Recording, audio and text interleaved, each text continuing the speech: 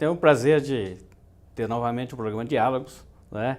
Hoje nós vamos conversar sobre a Sociedade Brasileira de Computação, uma entidade, associação que foi fundada na década de 70. Eu sou o professor Roberto Bigonha, professor titular da Universidade Federal de Minas Gerais, diretor de Relações Profissionais da Sociedade Brasileira de Computação, e está aqui comigo o professor Pedro Manuel da Silveira, professor da Universidade Federal do Rio de Janeiro, ex-presidente da sociedade na década de 90. Né? Nós vamos conversar sobre a criação da nossa sociedade e a sua missão, o seu grande papel que ela tem desempenhado na construção de profissionais de boa qualidade e cursos de boa qualidade no Brasil. Né?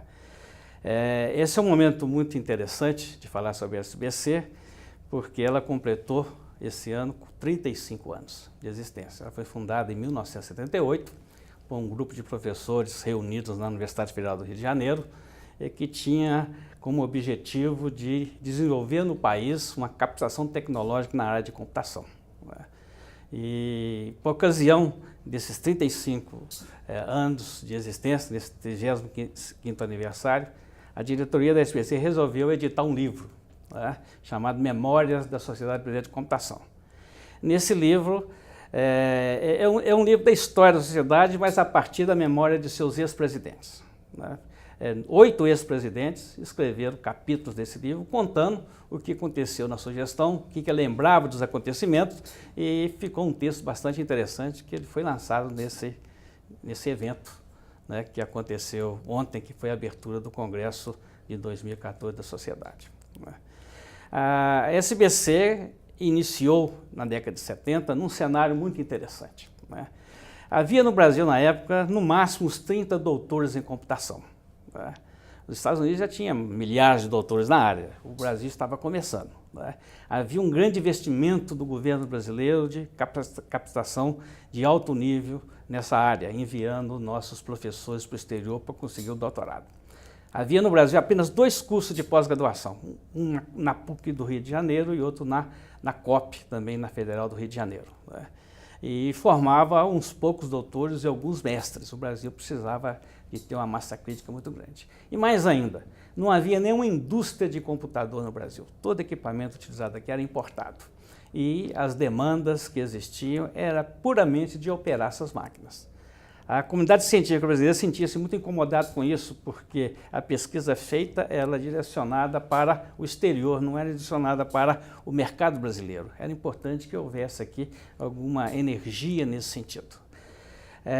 Para corroborar essas ideias, um fato interessante aconteceu, que a Marinha Brasileira, em 1972, 73, adquiriu da Inglaterra umas fragatas que tinha canhões, evidentemente, que eram controlados por computadores importados da Inglaterra. As Forças Armadas Brasileiras sentia-se muito incomodada com o fato de o controle de tiro depender de tecnologia estrangeira fora do controle local. Aí iniciou-se, então, um projeto de produção de mini-computadores no Brasil e de seu software básico. Foi o primeiro projeto que aconteceu, envolvendo a PUC do Rio, a Universidade de São Paulo e a pequena comunidade acadêmica na época. Né? Isso criou um sentimento de nacionalismo bastante exacerbado na época entre os pesquisadores. Isso acabou caminhando na direção de se criar uma sociedade para dar base a esse projeto. Né? O professor Pedro, meu colega aqui no debate, ele assumiu a presidência em 91, e foi num momento muito propício. Inclusive havia na época uma chamada Lei de Reserva de Mercado. Você podia falar um pouco sobre esse contexto? Bem, eu gostaria de agradecer pela oportunidade de estar aqui. Essa Lei de Reserva de Mercado, ela foi originalmente votada em 1984. Né? Então, houve uma comoção excepcional no país quando essa lei foi votada. Primeiro porque ela como um efeito colateral, ela tinha esse sentimento de nacionalismo, né, de fazer uma coisa para o Brasil avançar na tecnologia, através da computação. Segundo, era a própria expectativa da computação, né, que, aliás, não era falsa, né, porque hoje a gente vê que a computação ela se espalhou assim, de uma forma surpreendente. Então, essas duas coisas fizeram que houvesse uma grande mobilização do Congresso Nacional, estava ainda naquela época da abertura do regime militar. E, então, isso envolveu a presidência da República, envolvia ministros, foi criado um grande conselho, o Conselho Nacional de Informática, chamado CONIN, que na época seria uma espécie de controlador de todas as atividades de informática, desde a indústria, como o ensino e tudo. Então, houve essa grande comoção. E o que aconteceu? Foi votada uma lei que permitia ao governo brasileiro decidir se uma empresa poderia ou não importar determinado equipamento. No fundo, isso se chamou de reserva de mercado, porque dava ao governo brasileiro, à sociedade, o direito de escolher o que ela ia trazer do exterior, né? Então, isso foi. E essa lei, quando ela foi votada, ela criou também vários mecanismos, né, de incentivos fiscais que permitiam que as indústrias se desenvolvessem, as indústrias brasileiras, porque não tinham ainda competitividade em relação à IBM, os gigantes da informática dos Estados Unidos, da Inglaterra e da França. Então, essa lei perdurou até...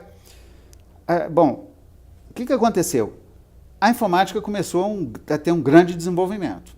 O país, nessa época, tinha um grande problema a gente lembra, o dólar era uma coisa muito preciosa no Brasil, né? Quer dizer, tinha um problema de balanço de pagamentos externos.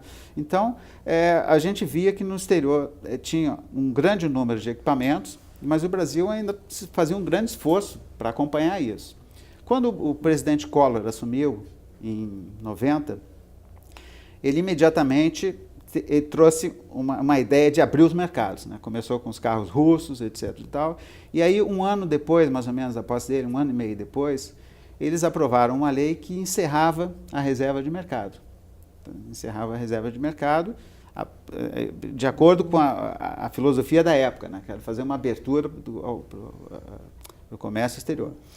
Então, e aí isso aconteceu, foi um tremendo baque na comunidade científica brasileira, porque ela tinha uma missão, assim, não explícita, mas tácita, que era desenvolver a indústria brasileira. Isso significa que você tem que desenvolver pessoas, pesquisadores, métodos industriais, produtos, enfim, todos esse tipo de atividade que se transforma numa indústria poderosa como é a de informática. E aí o que aconteceu foi o seguinte: como prêmio de consolação, nessa lei, ficou um resíduo de 5% do que as empresas produziam, elas teriam que investir em pesquisa e desenvolvimento. Mas as empresas eram muito espertas. Então, elas, na lei anterior, na edição de 84, elas diziam o que era pesquisa e desenvolvimento. E a diferença nessa lei de 91 é que esse 2% desses 5%, ou seja, iriam para as instituições de ensino brasileiras, né? Principalmente as universidades e os centros de pesquisa. E isso mudou bastante esse cenário. Né? E aí, então, o que aconteceu? A SBC começou a buscar um novo rumo para suas atividades. Quer dizer, porque ela tinha uma missão assim, temos que criar uma indústria, né? Temos que criar os insumos para fazer com que o Brasil seja uma potência industrial na informática. E aí isso mudou bastante essa luta da informática, né? A luta da SBC, desculpe. Como fazer acontecer, como divulgar o conhecimento científico, as atividades de informática na sociedade brasileira. Aí eu acho que o professor tem uma observação. Antes de avançar, como se avalia o efeito dessa lei de reserva de mercados? Ela foi benéfica para o país? Houve um crescimento da indústria? Eu acho que na vida não existe nada que seja totalmente bom e totalmente ruim. Eu acho que ela tinha aspectos positivos e aspectos negativos. Os aspectos positivos eram, isso a gente pode até comprovar através de números, é que durante a regência dessa lei, o Brasil, a mão de obra de informática no Brasil ficou de mais alto nível. Isso claramente se pode ver, porque quando se faz a comparação com outros países em desenvolvimento semelhante, Argentina, México, esse tipo de coisa, o Brasil era disparado, ele tinha um corpo profissional bem mais qualificado que esses outros países. Agora, para quem não era da área de informática, isso era um problema, porque o sujeito tinha que pagar mais por um produto que ele sabia que nos Estados Unidos né? Às vezes custava metade. Como hoje, né? O sujeito vai para Miami e compra um enxoval do bebê, né? Porque não tem competitividade na nossa indústria. Então, essas duas grandes vantagens e desvantagens, né? Esses dois focos de vantagem e desvantagem, ficavam assim, competindo entre si, digamos assim, né? Tentando se balancear. Até que o presidente Collor, quando chegou, ele veio com a ideia de... Ele fez isso para todos os setores, né? Automóveis, ele chamava os carros de carroça, esse tipo de coisa, né? Então, fez para todas as áreas. E isso atingiu profundamente a informática, porque ela estava se preparando para fazer isso. Quer dizer, as outras áreas de carros, por exemplo, o Brasil tinha uma indústria de automóveis. A Volkswagen, a Ford, a GM, não era brasileira, mas atuava no Brasil. A informática não, ela queria fazer uma indústria brasileira que atuasse no Brasil, né? Eu acho que esse é o... Bom, aí uma das coisas que eu acho que não foram assim adequadas nessa situação é que quando houve essa lei, não houve uma preocupação em resgatar e preservar isso que tinha sido bom, né? Que é essa massa de pessoas qualificadas, projetistas de computador. A gente é projetistas, né? Eu acho que esse aspecto assim foi uma das coisas, foi o não aproveitamento disso nos períodos seguintes. Mas eu acho que aí a SBC teve um papel preponderante nisso, que foi tentar desenvolver isso, né? Quer dizer, tentar voltar... porque a missão da SBC sempre foi, uma atuação política junto ao governo brasileiro, no sentido de ter uma política científica para o setor. Isso a SBC foi bem sucedida. Quer dizer, a SBC nunca fez lobby. Ela ia direto do gabinete, quer dizer, ela não ficava no lobby, a influência era direta, dando consultoria, fazendo pareceres, aprovando moções. A SBC foi bem sucedida nessa área. Outro ponto importante dentro da missão da SBC é a divulgação científica. Isso feito através de simpósios, eventos, palestras, painéis. Isso a SBC faz muito bem o tempo todo. Quer dizer, hoje nós temos o Congresso Nacional da SBC, que reúne cerca de 2 mil pessoas todo ano, como está acontecendo aqui agora. Ele tem, dentro desse evento, tem o SECOMO, que é um seminário político que foi criado na década de 70, antes da SBC, onde se discute questões de política científica e tecnológica da computação. Tem o seminário integrado de software e hardware, né? Inclusive foi o 5º seminário que ensejou a reunião dos professores que criaram a SBC. Ele está aqui até hoje, abertura, é um evento puramente científico. E além de alguns eventos associados que sempre aparecem aqui. E fora disso, ao longo do ano, nós temos mais 25 ou 30 simpósios especializados. E no total deve reunir mais de 10 mil pessoas, pesquisadores, todo ano. Agora, Bigonha, eu gostaria que você comentasse aqui, brevemente, a influência da SBC na área de ensino e da discussão sobre a profissionalização dos profissionais de informática. E são dois temas importantes. Como era uma área nova, não existia essa noção de currículo mínimo, currículo definido para a área. Isso foi criado pela comunidade, isso nasceu da atividade da profissão. No início dos tempos, quem fazia computação no país eram os engenheiros, matemáticos, físicos, como nós. Você é engenheiro, né? Eu também sou formado em engenharia, porque no nosso tempo não tinha curso de computação. Nós fazíamos parte daquele grupo de gente antiga que inventou esses cursos de computação no Brasil, né? E o passo importantíssimo foi atuar junto ao MEC para formular regras de avaliação desses cursos, política de elaboração de currículo, programas, etc. A SBC teve uma atuação marcante na formulação dessas políticas, inclusive de eliminar o conceito de currículo mínimo, que era válido para as engenharias, medicina. Atualmente isso foi eliminado, adotou-se um nome mais moderno chamado currículo de referência, etc. Quer dizer, os currículos são avaliados na qualidade e não nas regras fixas, pré-definidas, né? Então, a SBC atuou das comissões especialistas do MEC, junto ao CNPq, junto à CAPES, quer dizer, as indicações de representantes junto ao governo foram sempre encaminhadas via SBC, dado o prestígio da sociedade.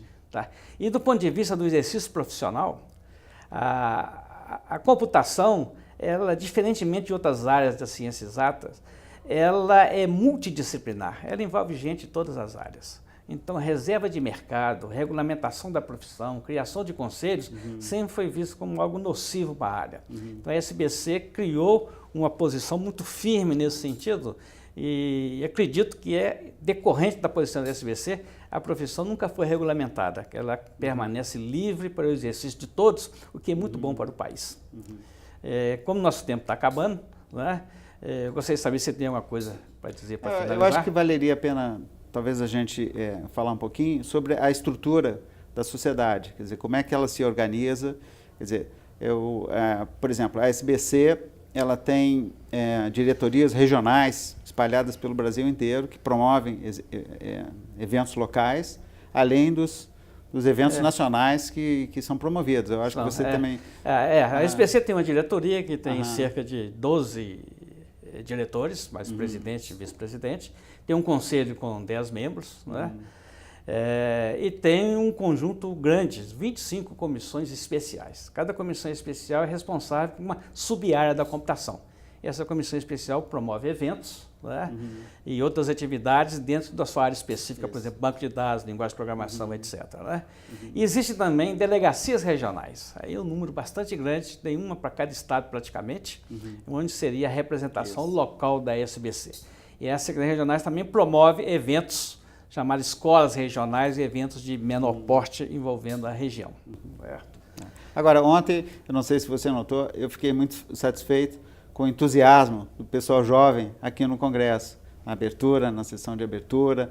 Eu acho que isso é uma coisa muito que fortalece assim, e dá um ânimo grande a que a sociedade continue atuando. Né? Tem mais de 5 mil sócios, né? 5 mil sócios. Tá? Pagantes, né? Fora os periféricos que atendem aos nossos eventos, mas não são associados. A presença do jovem é fundamental para a sobrevivência da sociedade. Quer dizer, nós vamos ficando velhos, nós temos que sair para dar lugar para os outros. Né? Bem, acho que...